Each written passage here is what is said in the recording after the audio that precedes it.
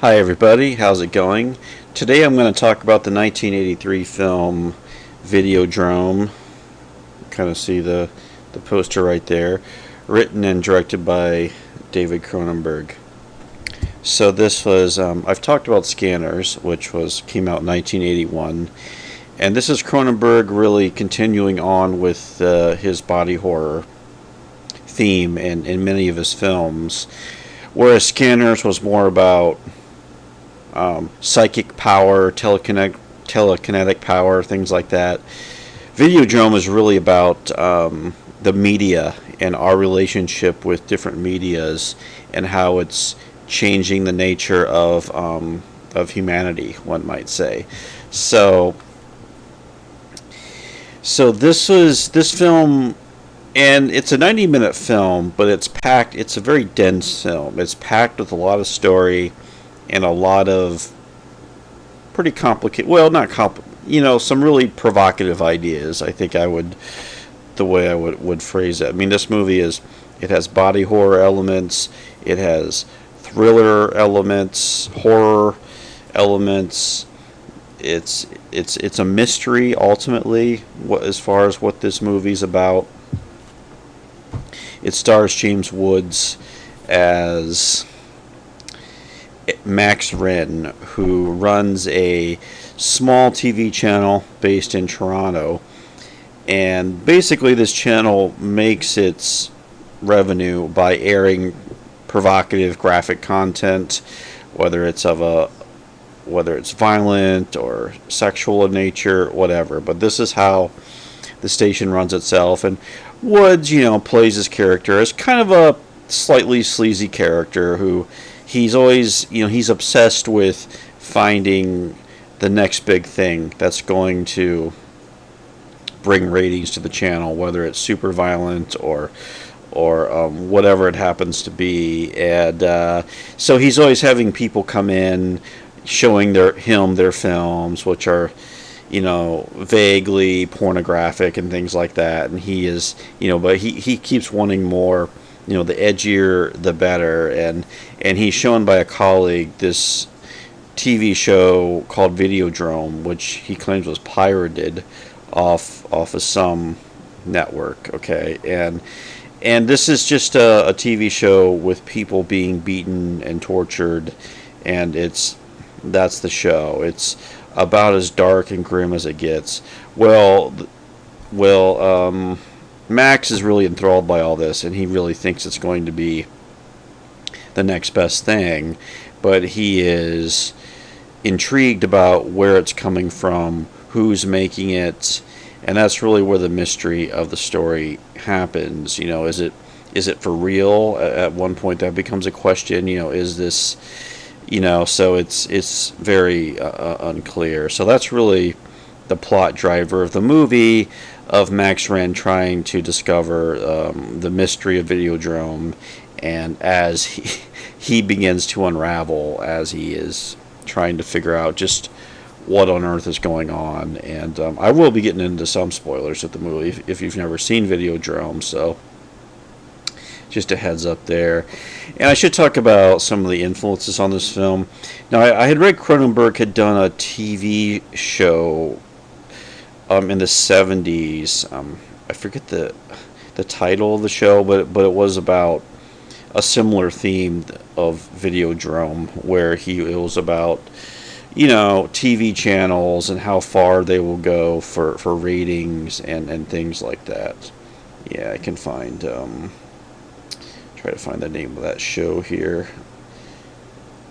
Sorry for the pause. Yeah, called The Peep Show, which Cronenberg directed an episode, which I tried to look for it, but I couldn't find it. But this idea of, a network, the film that had come out in the 70s, I think 76, was really one of the groundbreaking films on media studies and how media works and our relationship with media.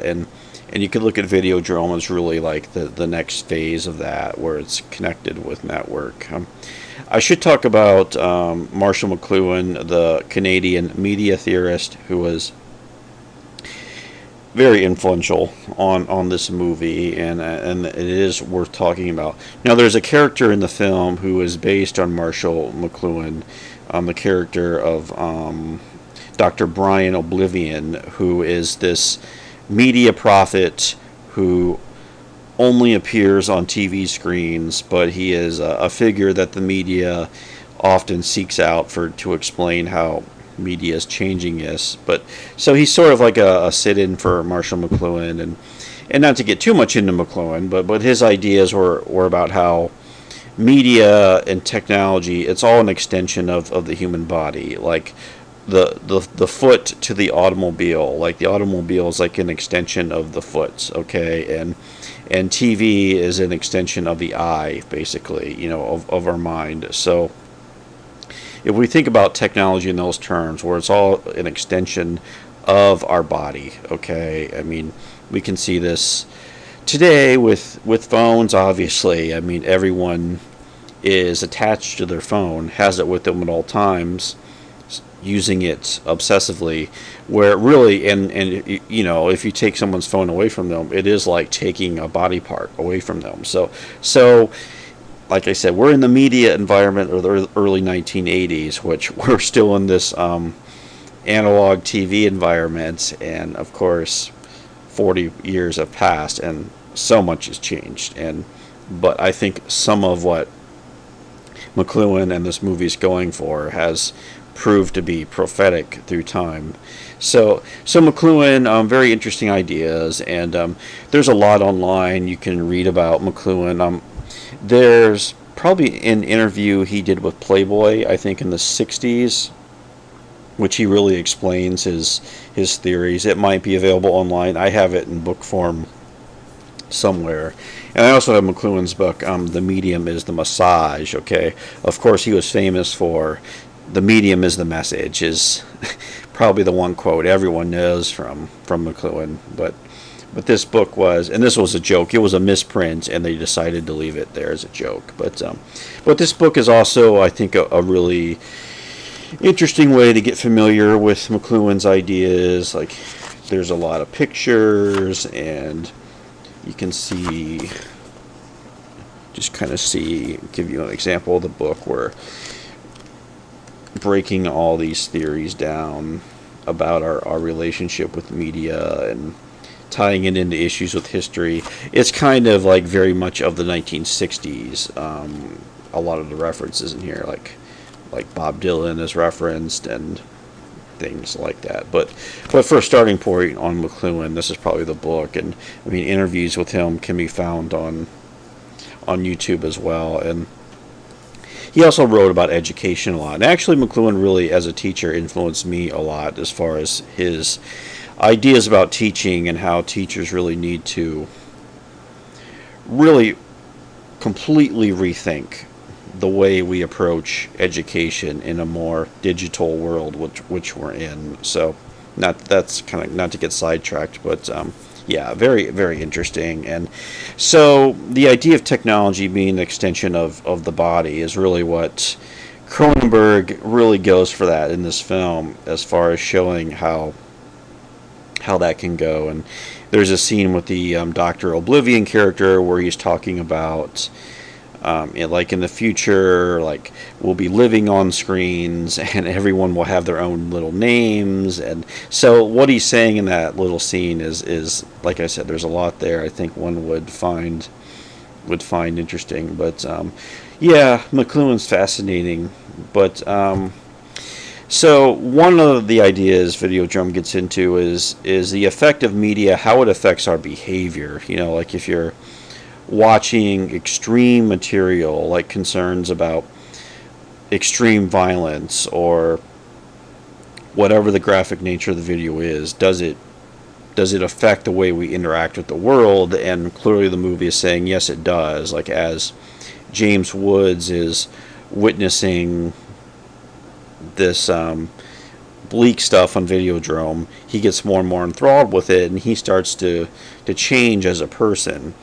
But, really, it might change the way we think. Like, if you see something really disturbing on the news or in a movie that really bothers you, it's going to stick with you. It's going to live in your head for a while.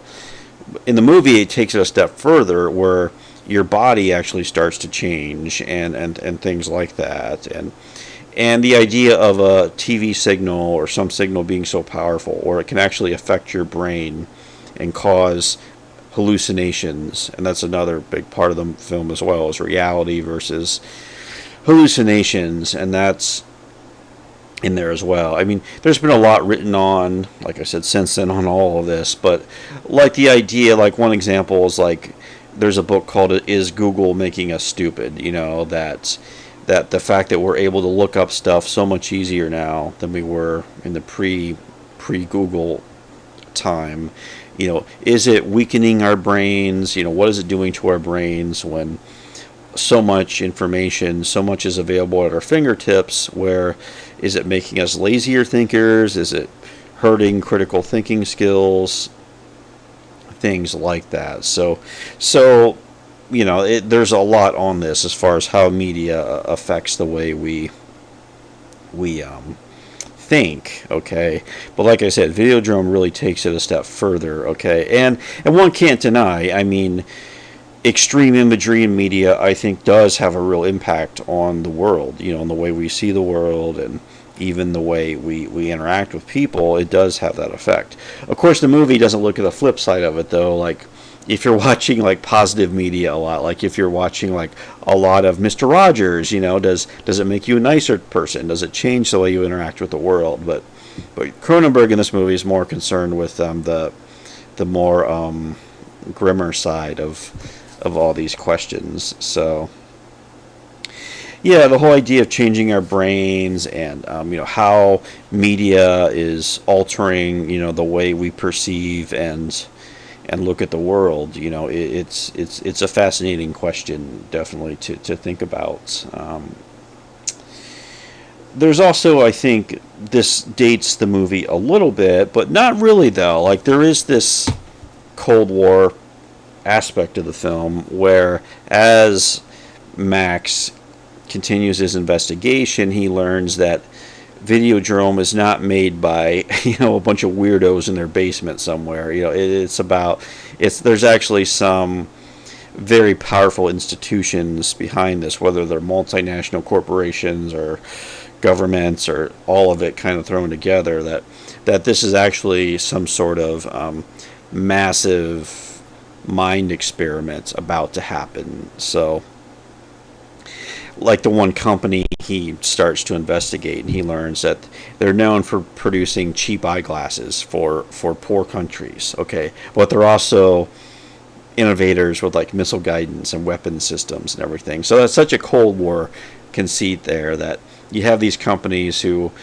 the front of it is they're doing all this humane things, but they also have like the weapons division and the all that, working with the Defense Department and all these types of things. So there is that sinister Cold War background to the story, and like I said, we're out of that era now. But I mean, we can talk about tech companies and the growing convergence with government, with these massive tech companies. I don't have to name them, but what does that even mean for all of us? I don't think it means much good, really. I don't really see much good coming from it, but there is this real kind of paranoid thriller element to it, where there are larger forces at play, and in time Max comes to discover that he's really a pawn in this whole thing. He didn't just stumble upon Videodrome by accident. It was all kind of planned. Okay, so that's great stuff. That's really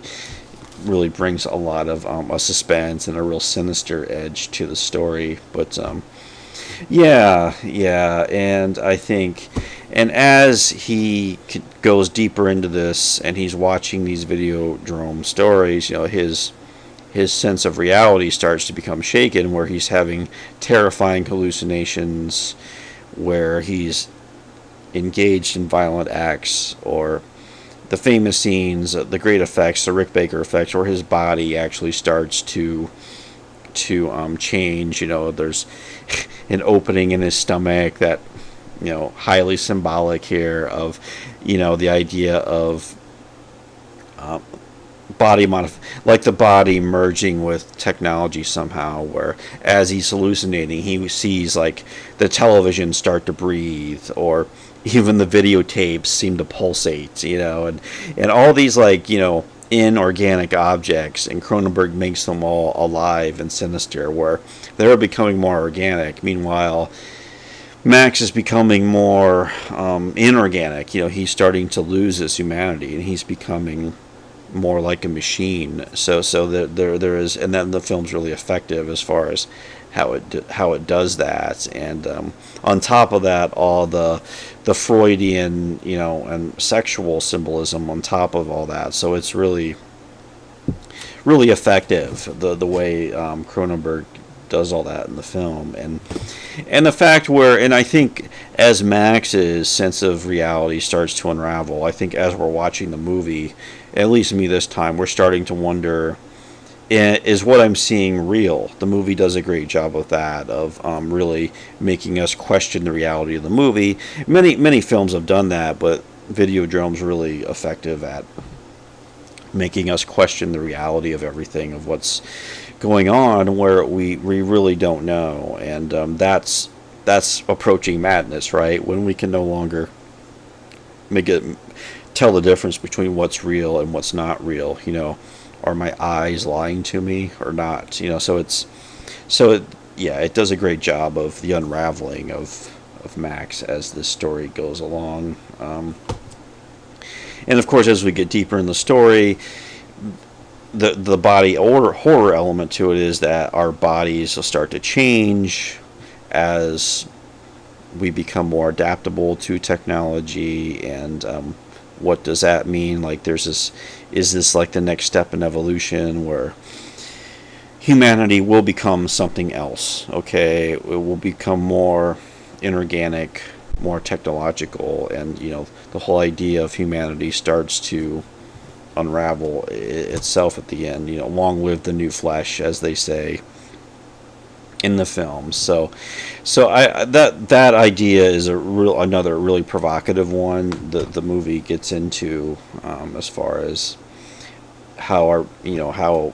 technology is changing our bodies. And of course it does. Like if we're sitting more, or like technology of course affects our bodies, but if it actually brings about kind of transformational things, then it gets interesting too. So I know there was one book I wanted to recommend that deals with that. There's a short book called The Revolt Against Humanity by Adam Kirsch, imagining a future without us, which gets into technological transhumanism and the merging.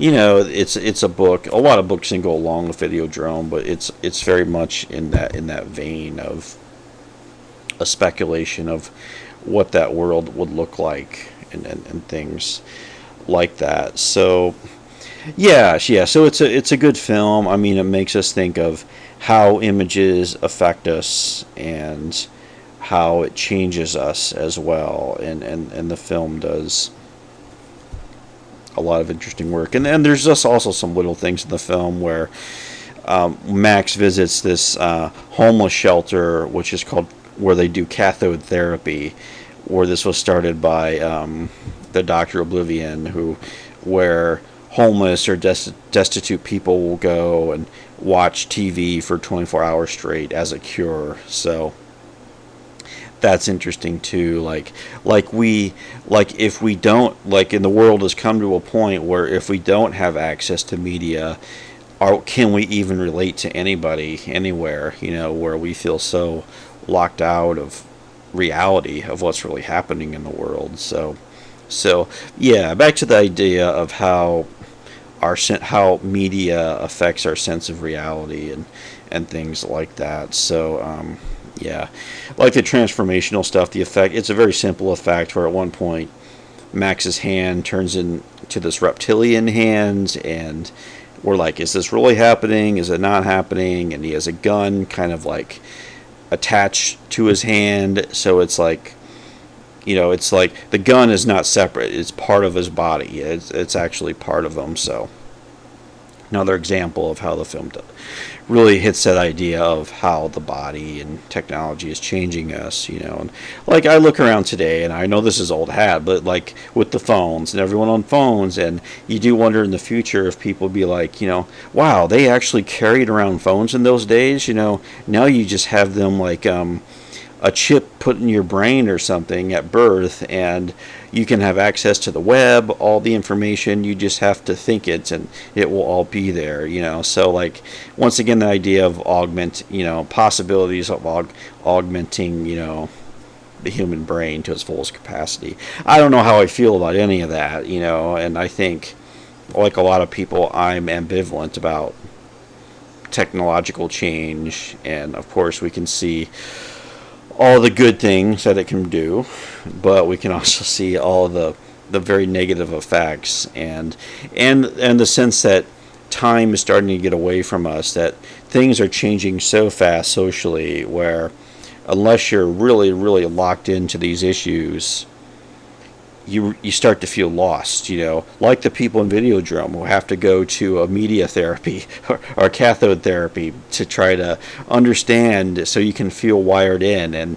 And these days, if you feel like you're not wired into things, you feel alienated and lost. And a lot of people, I think, can feel that way, where your sense of what reality should be is not at all what reality really is. And I think when you have that realization where you don't really know what's going on, to quote Bob Dylan, something's happening, you don't know what it is, it can lead to melancholy, depression, and all these things. So I think there's just so many effects that technology has, and Videodrome raises all these questions, I think, in such a visceral, pointed way, which really makes it a film worth watching. So anyway, I think I'll leave it there. So yeah, I'd love to hear your comments. If you have any thoughts on Videodrome, any theories about the film, any comments, questions, anything. But yeah, thanks for watching, and I will talk to you later. Bye.